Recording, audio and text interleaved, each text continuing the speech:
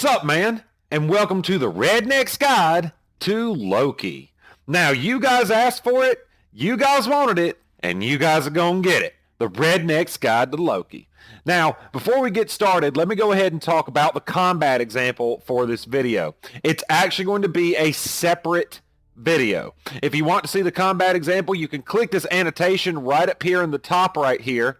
Or in case you're on a mobile device and annotations don't work, I'm also going to have a link to that video in the description. So you can go ahead and check that out there. The reason it's going to be a separate video is because it is really long. It's almost 30 minutes long. It's a full match front to back of Clash at all points of the game. So you can see Loki in the early game, the mid game, and the late game, just so you can get a full concept of how he works at all points in the game. So it is going to be a separate video. Go ahead and click that annotation if you want to see it. But let's go ahead and get to who Loki is and how we're going to use him in combat. Loki plays a little bit differently than your average assassin because he has stealth. Now you might say, oh, well, Al Kwong has stealth. Well, that's right, he does. But it's a little bit different than Loki's because Loki's lasts longer a little bit, and it also, he's going to get a movement speed buff, and it's on a shorter cooldown. So he is all about stealth, all about being stealthy, using your stealth to your advantage. He also has 100% or more physical power bonus on every single one of his abilities, even his one, because all the ticks add up to 100% physical power scaling. That's insane. That means that the more physical power you have, it's just going to scale grossly with all your abilities, so you want maximum power, and we're going to get to that in the item build section. So we're going to take a look at how to take this stealth monger, this awesome backstabbing, assassinating master of surprise and stealth, and see how to use him to the best of our abilities. But before we get to that, let's take a look at his lore. So Loki, he's a villain. A lot of these guys, you know, they have like the lighter side of things, you know, like you could see them in a different light. Not Loki. Loki's about as bad as they come.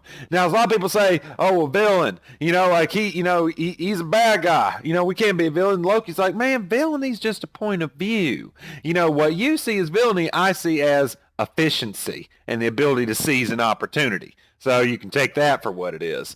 But see, the thing is, Loki, not exactly well liked among the Norse gods. You see, there was a god of light, Balder, who was very favored by a lot of the other gods. And Loki, he's just one for mischief. You know what I'm saying?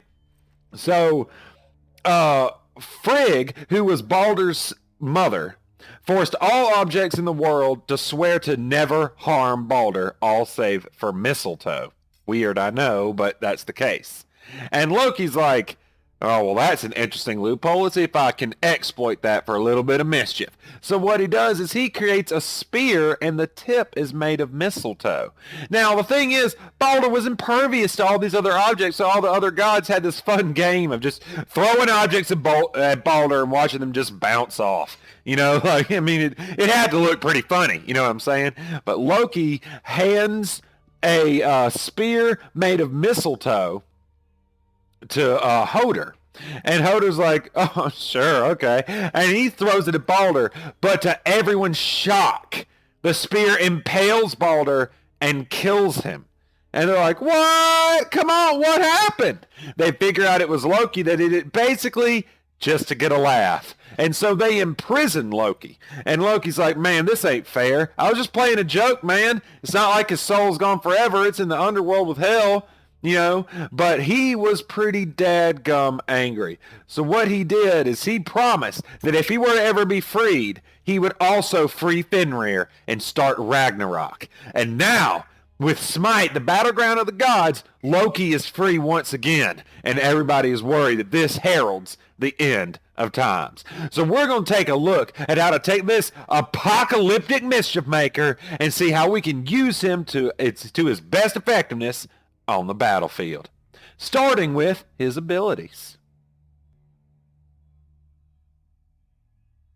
starting with his passive, which is behind you. Behind you, it's really simple. In essence, mechanically, what it is your basic attacks are going to deal 20% more damage when you hit a target from behind. That's not just gods either. That's also creeps, minions, the Titan, Gold Fury, Fire Giant, whatever. If you're hitting from behind, your basic attacks will deal 20% bonus damage. So that's pretty nice. What this means is you need to hit enemies from behind. You're going to use your ability to try and sneak up behind people, hit them from behind when they don't realize it, so you can get that huge damage bonus. And this is going to synergize with some of his other abilities very effectively, so be aware of that. You're going to want to hit enemies from behind whenever possible. That's going to give you an enormous damage boost, so be aware of that.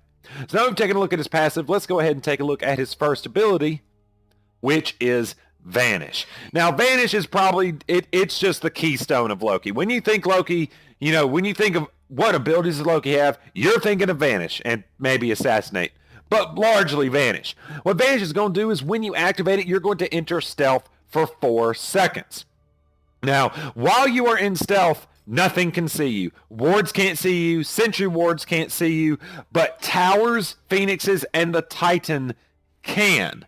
So keep that in mind. Also, there are currently 3 effects that can reveal you from enemy gods.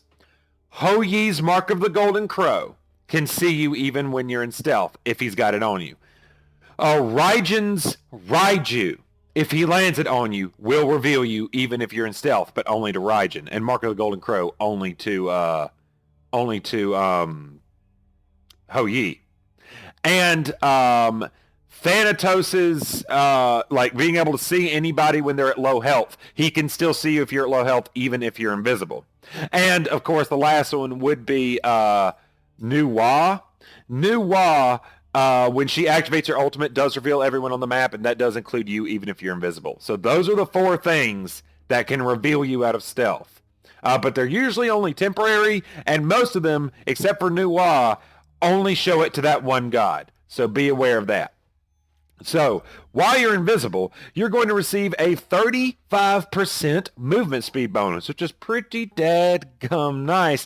And you're also going to be immune to slow effects. So if you get cursed, you get hit with a Ymir frostbite, you get hit with any slowing effect, you can activate your stealth, cleanse yourself of that slow, and be immune to slow effects for the duration while getting that massive movement speed bonus. So you can use Vanish to get out of those debilitating slows. Additionally, while you're invisible, you take 25% less damage from all sources. Now that's pretty freaking awesome. While you're stealth, it's going to be tough to deal with you. You can't be slowed. You can't be slowed. You get a movement speed bonus, and you take less damage. Now here's the thing: when you make a basic attack, or you use your ultimate, or you use a relic or consumable, that will break your stealth. If you break yourself by making an attack, that attack is going to put a dot on the enemy, equal to 30 to 90 plus 25% of your physical power every half a second for 2 seconds. So it's going to tick 4 times. So that's pretty great. You go invisible, you just slap someone in the back real quick, and now you put a pretty significant dot on them that's going to really hurt and deal some damage. That is what I am talking about. So that is how to use Vanish. Another thing you might want to know about Vanish is a hard CC, such as getting stunned or silenced, will knock you out of stealth. Keep that in mind. If you get silenced or stunned, such as a Ymir freeze breath or a Thanatos, silencing scythe, that will knock you out of stealth. So be aware of that. But otherwise, using a consumable, using a relic, using your ultimate, or making a basic attack will be what reveals you. So now we've taken a look at Vanish. Let's take a quick look at what that's going to look like in combat. So Vanish is pretty simple. What it's going to be is when you activate it, you just go invisible for, 4 seconds. Not really that huge of a deal. Now remember, while you are invisible, you are going to get that 35% movement speed bonus, and you're also going to get that 25% damage protection. And, just so you know, when there is a ward, you can just pass right through it if you're invisible. So see, watch the difference in speed it's going to be. I'm just walking forward, and then I'm invisible. And you can see you can move pretty dadgum far with that. Now, let's go ahead and take this opportunity to show you the passive as well. So what's going to happen is when you hit enemy from the front, see that 42, 21, 21, 21, 63. So that's basically what you're looking at. But if you hit an enemy from behind, there you go. That's blood. That's showing you that you're doing the additional backstab damage. Now, whether you hit from the front or the back, if you hit in the front, there you can see that dot going off. That that's the damage that your Vanish deals. However, if you hit from the back, that will not increase the bonus of your damage, as you can see right here. You get the backstab bonus, but it's still only 25 per tick. So it doesn't really matter where you land the hit for Vanish, although you might as well hit him in the back just so you can get that additional 20% damage on the basic attack. Something else that's important to note about Vanish is you can use it to drop aggro from enemy minions or jungle camps, including the Gold Fury. So if you start attacking, then you realize pretty quick you're just not dealing enough damage, you're just not going to be able to deal. You can use your Vanish, and that will de-aggro everything. So you can use your Vanish to get out of a jungle camp that is doing more damage than you thought it was going to do, and you just need to get out of there. That can drop the aggro really quick and allow you to escape. However, that will not work on the Fire Giant.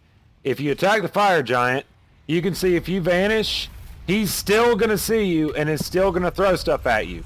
So you can't use that de-aggro trick on the Fire Giant. You also can't use it on Towers, Phoenixes, or the Titan. They can still see you. So keep that in mind. However, for everything else, minions and jungle creeps and up to and including the Gold Fury, using that Vanish can de-aggro them and allow you to escape. Now that we've taken a look at Vanish, let's take a look at his second ability, which is Decoy. Now, Decoy, you might think, as I said before, you think Loki, you think Vanish, but you also think Decoy. Now, Decoy is an ability that's not as easy to use as you might think. You probably see it a lot and you see, oh, it just aggroes all the minions. Let me tell you, successful use of Loki is going to rely on your ability to use Decoy properly. Trust me on this. You need to know how to use this ability. You need to master Decoy to be good with Loki. And we're going to go over what that looks like in combat in just a second. But let's go ahead and take a look at what it actually does. Now, when you activate Decoy, you are going to put a decoy on your ground target. And it's going to show you a little radius. In that radius, the decoy is going to last for 3 seconds. And after those 3 seconds, the decoy will explode, dealing 75 to 275 plus 100% of your physical power and damage to everyone in the radius. Now, when you deploy the decoy, all minions that can see the decoy are going to aggro towards it. But this also includes jungle creeps. However, it does not appear to include the bull demon. And I'm not totally sure why, but it doesn't. But it will also otherwise include, it will also taunt, jungle creeps. So you can use your decoy on a jungle creep and have them taunted to it so you can deal them damage for 3 seconds without them hitting you back. Keep that in mind. So when you deploy the decoy, it's going to taunt all enemy minions to them. Now what that means is you're going to use your decoy to keep the minions off of your back while you are trying to deal damage to the enemy gods in the line. That's going to be one of your main uses is, especially in the early game, those minions, they can actually pack a pretty significant punch, and they're going to aggro to you if you deal damage to their friendly gods. So you can use your decoy to basically taunt all those minions away from you and start dealing damage to the enemy gods. Taunting all those minions is also going to cause them to group up together, making them prime targets for any kind of AoE from any of your allies. So it's also going to be a really, really effective way to clear the wave. And once you level this thing up really high and you've got a lot of power behind it, it can insta-clear waves. Usually not the fire minions, but it can practically instantly clear waves with this if you place it in the right spot. And we're going to go over placement in some pretty significant detail here in just a minute, but we're going to get to that. The other thing decoy is useful for is if you throw decoy in a tower, The tower will aggro to that decoy, so you can run up to the tower and start dealing damage. Now, the decoy only lasts for 3 seconds, so you're not going to be able to get a whole lot of damage off before it starts targeting you, but it can buy you the time necessary to go in and deal those last few hits to take down a tower if it's on its last legs, or buy you 3 seconds for your minions to get into the tower so you can start attacking the tower a little bit ahead of time. Or you can throw a decoy under a tower and then, attack a god under the tower and get out without the tower shooting you back in return. It might get a shot off. It might get a shot or two off on you as you attack the gods, but you're not going to get hit 3 or 4 times just for rushing in. That's a good thing. So you can also use a decoy to aggro towers and phoenixes. Keep that in mind. So now I've taken a look at decoys mechanics. Let's go over in some pretty significant detail what decoy is going to look like in combat. Now for decoy. So when you place decoy, you'll see that you have that little ground target. If you place this on the ground, see how they all start attacking the decoy, and then it explodes and deals them some damage. So, you can place a decoy no matter what the minions are aggroed to, they will aggro to the decoy regardless, even if they're aggroed on you or one of your allies from being hit. If they're aggroed on you or one of your allies for hitting one of their friendly gods, it'll still pull the aggro away from them. Now there is another trick to where you put your decoy. As you can see, it's going to pull the melee minions to it, but not the ranged ones because they can still shoot it. So make sure when you place your decoy, place it on the minions, on the ranged minions, and that's going to draw all the melee minions back to it, and that way the decoy explosion will hit everything. Now, if you're going up against an enemy just a jungle camp in general, where you place your decoy can make a big difference. Now, if you place a decoy, you can see they're going to start attacking it immediately. They're not going to wait for you to, they're not going to wait for you to attack them. They will attack the decoy immediately. So once you place that decoy in the enemy minion camp or in the enemy jungle camp, you've started taking that camp at that moment. Now, as you can see, wherever you put your decoy, they are going to turn to face it. So use that to your advantage. By placing the decoy behind one of the major monsters, you can turn them around so you can get your backstab damage just like that. So you can do that. So make sure you place your decoy in an area that's going to turn them around so you can go ahead and get your backstab damage. Now here is something important to note. The decoy will not aggro the Gold Fury or the Fire Giant. If you place it next to them, it will not aggro them.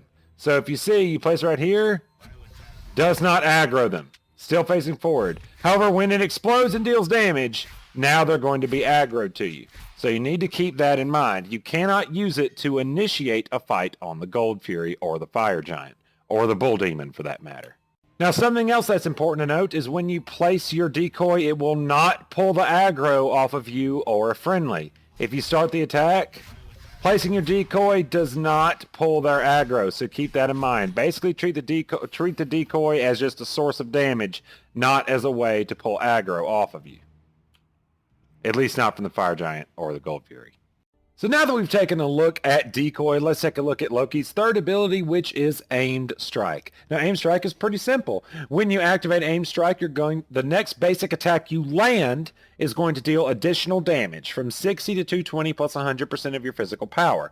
And it's also going to slow the target by 25% for 3 seconds. Not too shabby, am I right? So what that means is that when you activate your aim strike, you have 5 seconds to land a basic attack. If you miss the basic attack, don't worry. It only is going to count on the next one you land. So if you miss, you still got another opportunity. You just have 5 seconds to land it. So keep that in mind.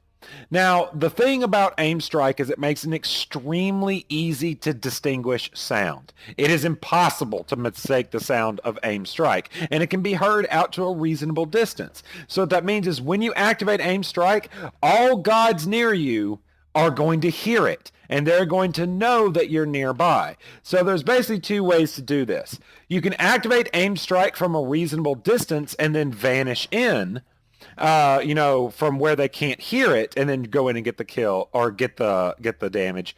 Or you can activate it right before you hit them so they don't have time to react. So think about it that way. That is one good. If you activate in the mid range, like before you really get to them, but close enough for them to be able to hear it, they're going to know you're there, and they may be able to react in time. So keep in mind of where you are when you activate your aim strike. Now, the other thing about aim strike is this is a common misconception. It says the next basic attack does additional damage. What that means is there's damage added on top. You just deal damage when you land a basic attack. It does not get the bonus from your passive. That 20% bonus damage from behind is not applied to aim strike. It also doesn't apply to certain items like Hydra's Lament, which also buff basic attack damage. So you aren't going to get more damage from aim strike off of things like that. Keep that in mind. However, the damage is still pretty dadgum massive. Obviously, just with 100% physical power, doubling your basic attack damage right there, and then adding up to 220 on top. So it's pretty nice. Now, because of that distinctive sound, let's go over real quick. Let's take a look at what that's actually going to sound like and give you an idea of the range at which it can be heard. Aim strikes makes a really distinctive sound, and you've heard it. This is what it sounds like. Really obvious, isn't it? That's a very distinctive sound that any player that's been around for, more than a few games has probably heard that sound. So that's what that means. A Loki is getting ready to do an aim strike. And even if you're vanished, it still makes that sound. Now that sound can be heard out to a range of at least 55 units. So at least where my ground target is right there, they can hear it at least that far. So, for example, be about here. I know they can hear it if they're that far away. It might go further, say out to 70 units. I'm not totally sure, but I know they can hear it from 55 units. All right, now that we've taken a look at aim strike, let's take a look at Loki's ultimate, which is Assassinate. Now, Assassinate is what makes Loki so damn dangerous. Assassinate, what it's going to do is when you activate it, you're going to teleport to your ground target, and there's going to be a small radius over where you're going to land. The nearest god to the center of that radius, when you use Assassinate, you're going to just absolutely slam with 150 to 450 plus 120% of your physical power in damage. It's also going to stun them for 1 second. And the other advantage is when you hit them, you're going to land directly behind them, which means they are sitting there stunned for 1 second in perfect position for you to smack them with your aimed strike. So keep that in mind. What you're going to do is when you use your Assassinate, you're just going to teleport, hit somebody in the back for a huge amount of damage, then hit them with aim strike for an even larger amount of damage. It's just really ridiculous how much damage it does. This is where you see Loki doing those just killing somebody from full kind of thing. This is what's happening. They are assassinating you and then hitting you in the back with aim strike. And the amount of damage is just absolutely ludicrous, how much damage that can do. So that is where all that damage is coming from, just so you know. Now here's the thing. What you're going to want to do, activate your aim strike before you assassinate. That way you can go ahead and land a basic attack right after you land. You don't have to buff yourself first. That's going to save you some time. So make sure right before you assassinate, always activate your aim strike first so you can go ahead and get that bonus damage. Now the other thing about Assassinate is it is an instant cast teleport, which means you can use it to engage, initiate, gank somebody, and deal some massive damage. But in an emergency, it's also going to instantly get you out of any kind of, hairy situation. They're throwing a whole lot of burst on you. You're trapped in an Odin wall. They've got you cornered. They're just, bursting you down with AoEs. You can use Assassinate to just get the hell out of there and then go into Vanish and leave, basically. It's your escape. You can use it as a really powerful escape. Now, I don't necessarily recommend doing that unless you absolutely have to, because it is on a fairly long cooldown of 90 seconds. So if you use it as an escape, you've just lost your primary gank for the next minute and a half. So, keep that in mind, that if you're using it as an escape, that's going to blow your gank for a while. But it is an excellent escape in an emergency situation, so keep that in mind. So now we've taken a look at the mechanics of Assassinate. Let's take a look at what that's going to look like in combat. Now, Assassinate, at least on paper, is pretty simple. When you activate Assassinate out to 55 units, you can choose a spot you're going to land. If there is an enemy in that spot, then you're going to land and deal some additional damage. And what that's going to look like is this. You see an enemy over there, you just put your mark on him. Boom! You land, you deal some damage, and you stun them. Now the basic combo is this. What you're going to do is activate your aim strike and then ult on them. You'll be right behind them after you land, so you can land that extra basic attack. What that's going to look like is this. Activate, ult, slap. There you go. That's some pretty nice damage right there now, isn't it? Now, a slightly more damaging combo is to use your Vanish first, then activate your aim strike, then ult and land the basic attack.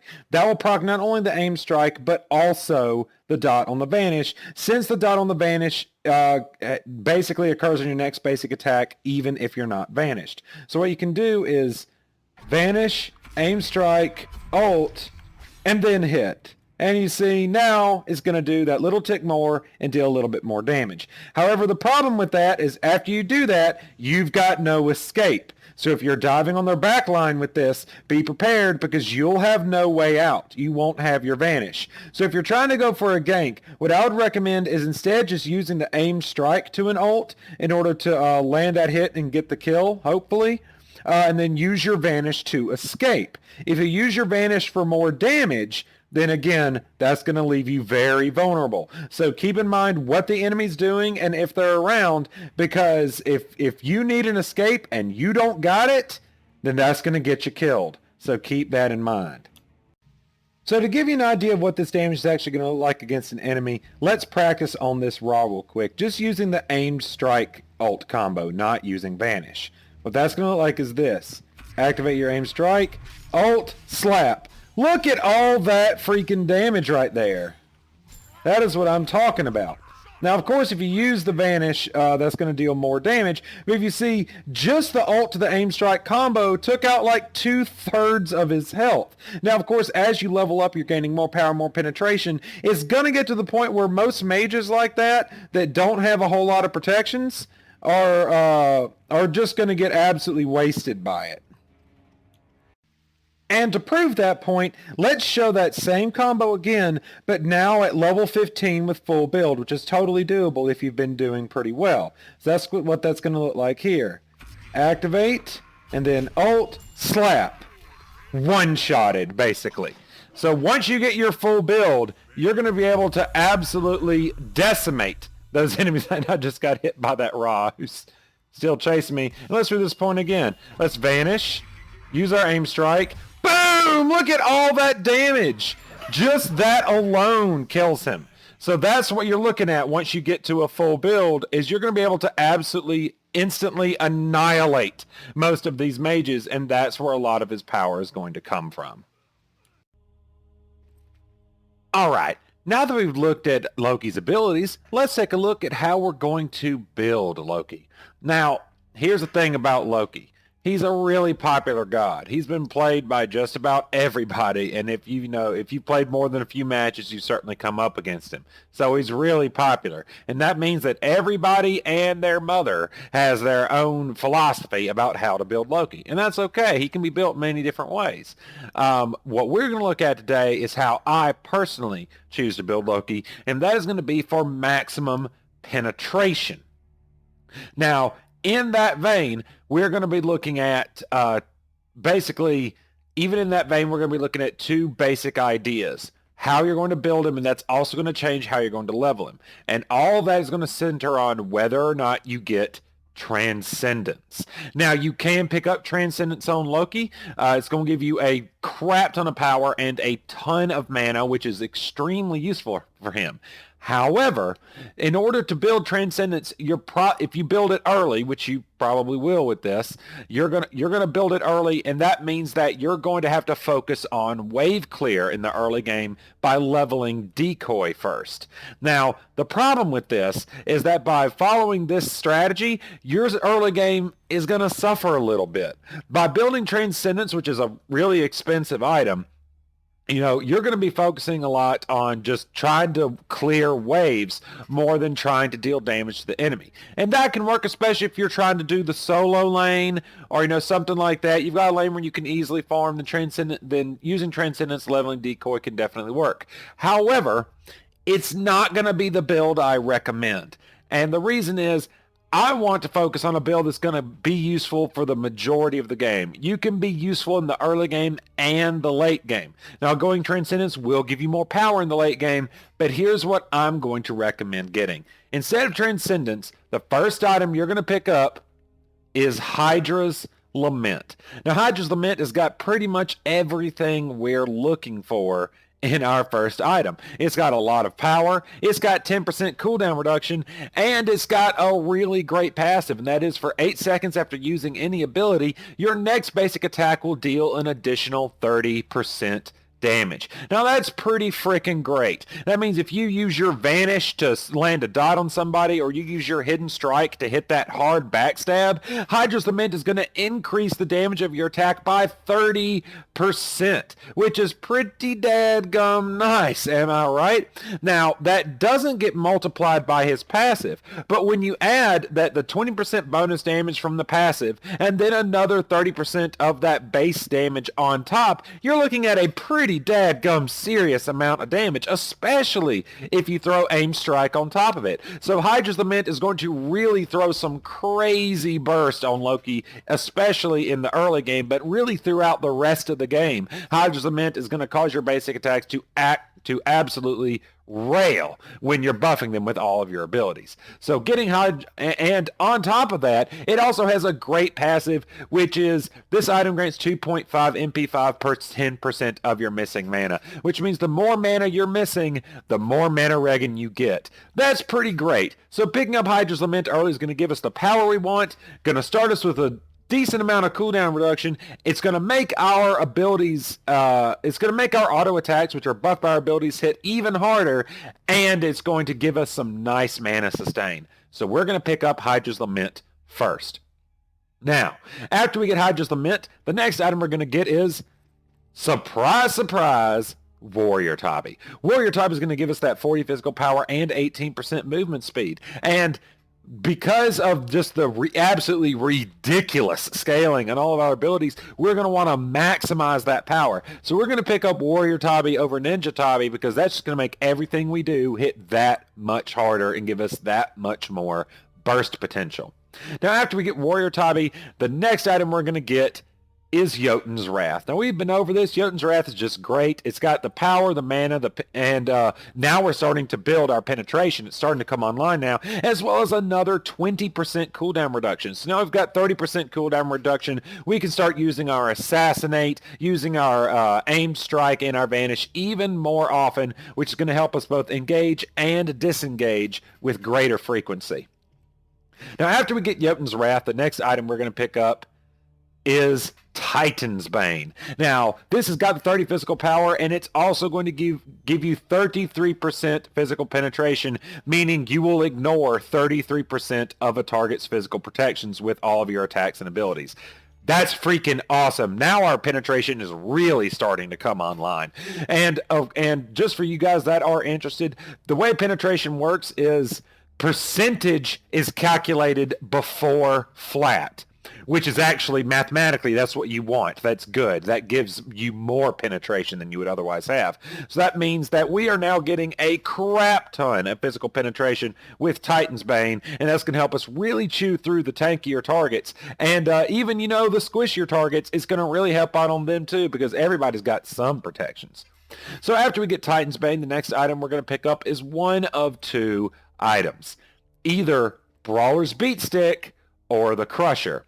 Now, each one of them is going to give you 40 physical power and 20 physical penetration. So now our penetration is starting to really go out the roof at this point.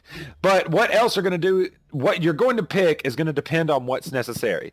If they have any healing at all, you're probably going to want Brawler's Beatstick. The reason you're going to want that is Brawler's Beatstick's passive is whenever you hit an enemy with your ability, such as your Vanish or your Decoy, or I believe also your Hidden Strike, but as well as your Assassinate, so pretty much anything, they're going to have 40% reduced healing and regeneration for 8 seconds, which means you can use Brawler's Beatstick to really lay a hurt on the healers and really cut down their healing potential. So throwing an Assassinate followed by an Aim Strike on an enemy, if it doesn't just kill them instantly, and they're a healer and try and heal out of it, that healing's going to be less effective. So you can more easily secure kills against healers and in team fights with Brawler's Beatstick.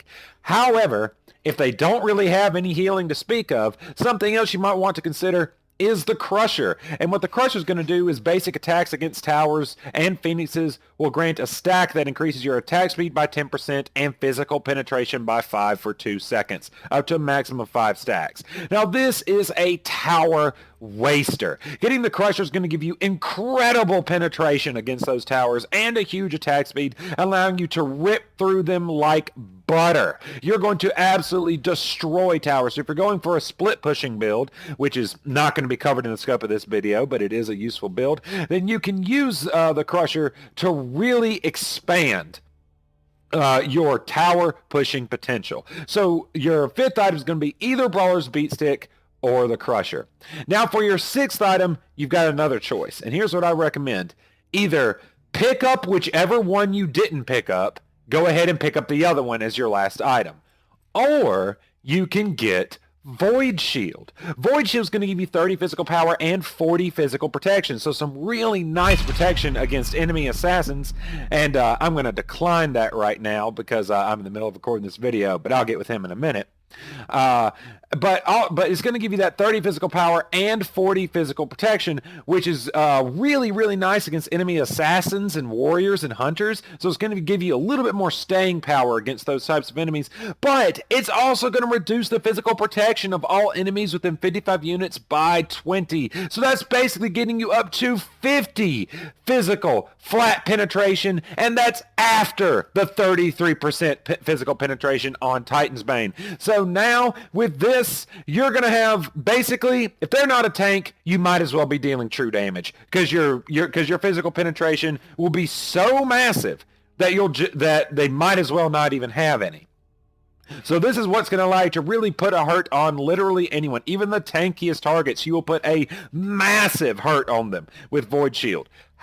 Or if you pick up whichever one of these you didn't pick up before for that 20 physical penetration. However, there is a catch with Void Shield. And what it is that there is an aura on Void Shield.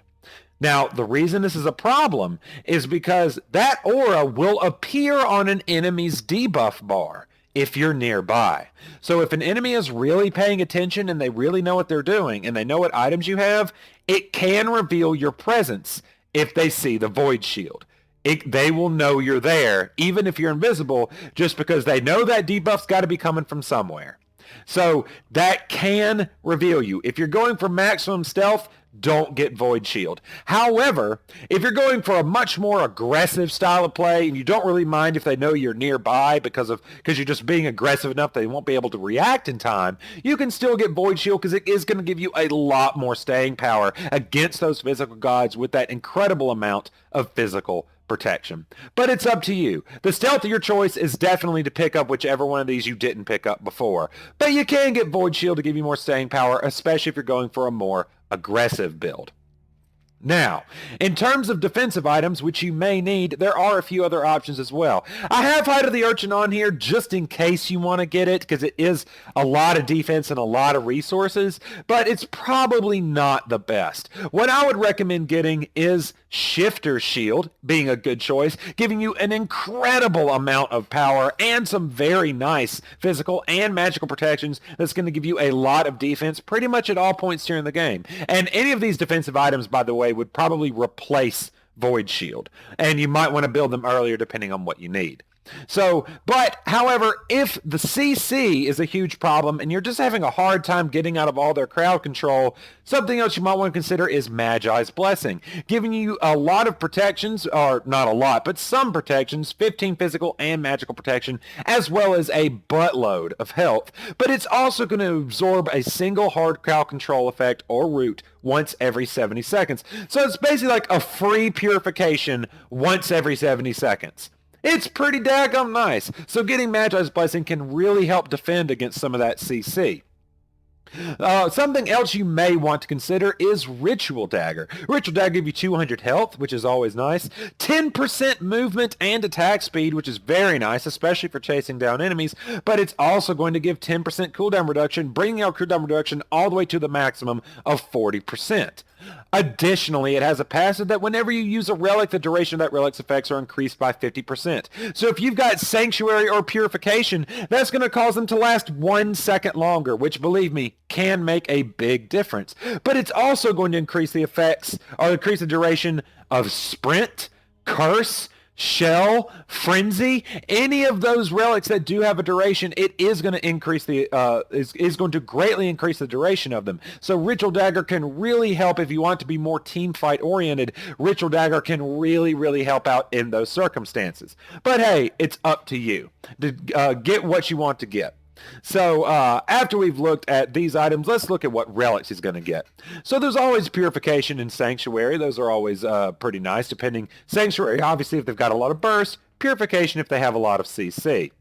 Now, but what I recommend, if you don't need one or the other, another very good relic to get is Sprint. Sprint is going to increase your movement speed of you and all allied gods within 55 units by 40% for 5 seconds. This is going to give you and your team an immense chase down potential. But it gets even better because it also makes you and all of your allies immune to slows for the duration. So if your Vanish is on cooldown and you can't use it to cleanse a slow when you really need a slow, you can use Sprint as a secondary slow cleansing source. So you can use Sprint to get the hell out of there, you know what I'm saying? Or re-up the engage. If they try to curse you to try and keep you from getting to them, you can use that Sprint and get your whole team up in there. So Sprint is very useful. The other relic I would recommend getting is Wrath. If you're a jungler, you're probably going to get this anyway. But even if you're not, Wrath is going to give you a 1-second stun on enemies that might just buy you that 1 second you're going to need to deal that last bit of burst from a hidden strike or a Vanish attack. And also, if you're getting controlled down and you're getting chased down by an enemy, you can use Wrath to stun them for 1 second, buying you a little bit of time to get the hell out of there. So Wrath is useful in many ways. Now, as far as consumables go, there's always the Healing Potion, Mana Potion, Ward, and Sentry Ward, and you're also going to definitely pick up the Elixir of Power because, hey, you're scaling so freaking awesome, why wouldn't you get it? And you are definitely a damage dealer. So that is what we're going to get. So now we've taken a look at how to build Loki. Let's take a look at how we are going to level him. All right, so remember how I mentioned earlier that Transcendence, whether or not you pick it up, will determine your leveling order? Now we're going to go over why that's the case in a little bit more detail. First of all, I'm going to show you the recommended building order, which is if you're not picking up Transcendence, and that's what this is going to look like. Either way you do it, first of all, your first 3 levels are going to be as follows. The first thing you're going to pick up is your Decoy. The reason you're going to pick that up first is that's going to start you from the game with some wave clear and with some jungle clearing ability. And you want that from level 1 just so you can get in there, deal some damage to the wave, and, jungle more effectively. After you get Decoy, the next thing you're going to get is your Vanish. Getting your Vanish at level 2 is going to give you that ability to get in and get out of gankable situations, as well as being able to put a dot on the enemy, which is always super nice. So we're going to pick that up second. The last thing we're going to pick up in our first 3 levels is our Aimed Strike. We're going to pick that up third because it's just not as useful as your Decoy or your Vanish for the first 2 levels, but we are definitely picking up at level 3, so now we can start really bringing our ganking potential online. Now, after your first 3 levels, if you're not building Transcendence, the first thing you're going to build, your first thing you're going to level is your aimed strike. The reason you're going to level that first is because the damage potential is just huge, and it's also going to greatly increase your burst and your ganking potential. Leveling aim strike first is going to make that first hit you get out of stealth deal a massive amount of damage and really cause a panic on the enemy team. You can also use it as kind of a way to harass, because if you go in behind with Vanish, you can just hit them in the back and run away, and you can deal just a tremendous amount of damage that way. So we're definitely picking up aim strike first to increase our burst potential. Now, after you pick up aim strike, the next thing we're going to level is our Vanish. The reason we're going to level this second is because this is going to even further increase our ganking potential, because it's going to increase the damage from each tick on our Vanish. So now with aim strike and Vanish leveled up in the mid game, now our just run up and backstab is doing a tremendous amount of work, and we can gank with the best of them in the mid game. The last thing we're going to level is our Decoy. The reason we're going to level it last is because while the damage does go up fairly impressively, any enemy player with half a brain stem isn't going to stand in the Decoy for the full 3 seconds and just get hit by the damage. You know what I'm saying? So you're not really going to be using it for damage. You're just using it to taunt enemies. So don't worry about it too much in the early game. Now, here's the thing. If you're going for a Transcendence build, or you're going for just maximum jungle clear from the early game, and you're not trying to gank as much, you're just trying to build up that jungle and that clear as quickly as possible, especially if you're building Transcendence, that's going to change your leveling order. This is what it will look like if you go the Transcendence route or maximum wave clear route. And that is going to be, the first 3 levels will be the same. But if you do that, what you will level first is your Decoy. You will level it first so you really get that extra damage on the Decoy, and you can start really tearing through enemy waves and jungle camps very quickly with your Decoy. Now, this will hurt your ganking potential in the early game. Without the burst from aim strike or the dot from Vanish, your early game burst and ganking potential is going to be diminished. However, your wave clear will be greatly increased. So it just depends on what you're doing. After you get Decoy, the next thing you're going to level is your aimed strike, just so we can start getting that burst online. So by the middle of the game, you've got at least some decent bursting ganking potential. The last thing you're going to level in the max wave clear leveling order is your Vanish. While the damage per tick is very nice, it's not as much overall damage as your aimed strike, and it's not as immediate, so it doesn't increase your ganking potential as much, so we're going to level it last. Now, whichever order you decide to build in, you're going to pick up your Assassinate at every opportunity. And that's just because the damage is so good. Going up 75 damage per rank is going to mean that landing that Assassinate on a target is going to deal a tremendous amount of damage, and you want it to do as much damage as possible so you can get that crazy good burst in there and really land some insane damage with your ganks. Possibly, as I showed you earlier, getting basically one-shots with it. So we're definitely going to level this at every opportunity. Now, as I mentioned before, the combat example is going to be a separate video because it's just so dang long. So you can go ahead and click up here and click on that combat example and take you to that video and take a look at what Loki's going to look like in combat at pretty much all points in the game from beginning to end. So I hope you guys do enjoy that video, and be sure to join me over there as I go over it. But thank you very much for watching this video so far. I love it when you guys hit that subscribe button, and be sure to leave a like and a comment for anything you might want to know, or hey, if you want to see a guide that you'd like to see a guide for, be sure and let me know down in the comments. But in the meantime, I will see you guys over in the combat example.